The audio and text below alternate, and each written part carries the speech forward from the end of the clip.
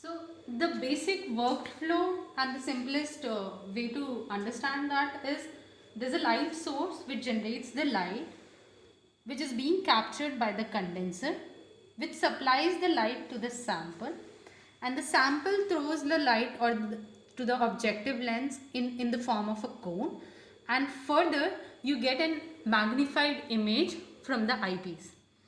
So if you if you understand, there are few things. For example, if you look at the course adjustment, then the course adjustment helps in the movement of stage in upwards and downward direction. However, if you want to move the mechanical stage in sidewise manner, then you use this particular adjuster, which is the sideways and the forward adjustment. So in simpler term, the core and the fine adjustment moves the stage in Z direction. However, the sideways and the forward adjustment move the stage sidewise. So on the objective turret, you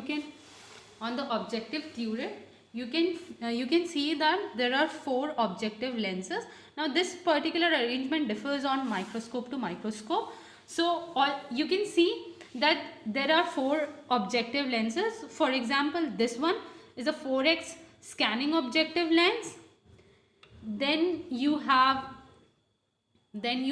a 10x low magnification objective lens. Then you have a 40x high magnification objective lens, and then you have a 100x oil immersion objective lens. Now the oil immersion objective lens is named so because when you want to do imaging through this particular lens, you need to drop a drop of oil, because the air and the refractive index of air and the glass slightly differs. So in order to fill that gap, that oil is required. And when you want to do imaging on 100x, if the oil is not there, you find it difficult to do the imaging. Apart from that, there was one more concept that you studied in your theory lectures, which is a high magnification will always have a low field of view. Now the field of view here is basically the area of sample that you can visualize. For example, look at right now we are at high magnification, which is 100x. What you will see is this particular magnification will concentrate only a small area. At the same time, what you will see, the working distance is quite low. Working distance is the distance from the objective lens to the specimen. So if you go to a lower magnification, for example 100x, you will be covering a broader area. The area of view is more. At the same time, what you will find is the working distance is large. So now what do you want, a large magnification or a a larger magnification or a smaller magnification? Totally depends upon what you are looking for. For example, if your sample wants to look into the detail of some morphology, it is always advisable to go for a higher magnification. However, understand in a way that you want to look for a mobility of a particle in your sample that is moving. So here you need a broad area to cover. In that case, a lower magnification with a broad field of view will be advisable. So how to handle a microscope? It is very important to look at to take care of the few things when you are handling a microscope. For example, before switching on the microscope, always make sure that the intensity of the light source is at the lowest point. You cannot make it to the maximum and switch on the microscope, because this will affect the bulb life, the light source life, which is here. So now you can plug in the system. You can turn it on. There's a power switch over here. You turn that on, and slowly you can increase the intensity of the light, not to somewhere in the middle, not to the maximum. So if you can see, while I'm changing this, while I'm scrolling this particular thing, you can see that the light intensity is increasing. So keep it somewhere in the middle. Now there's one important thing is your eyes has to accustom with the eyepiece objective, because this is the place from where you're going to see the image. So the best way to do is, you can see this is movable. You can bring it all the way to top, and then you can put your eyes in a distance to the eyepiece and try moving it downwards till the time you see a single circular bright area. So this is it. Always make some distance from your eyes to the eyepiece lens, because there's a high chance that something from your eyes or some oil can actually interact with the eyepiece and can actually damage the lenses. So it's always advisable to maintain some distance. Always, before starting the microscopy, always keep the stage at a lower position. So as I said, you can do the lowering using the coarse adjustment. Now I'll bring my sample in somewhere in the focus of light, and it is always advisable to start searching for the sample in a low magnification objective. Why so? Because if you can do a coarse adjustment at a low magnification, and then after you find, for example, after I find my field of interest, I can actually move to a higher magnification. Always remember that you have to move the turret in a clockwise direction and not otherwise.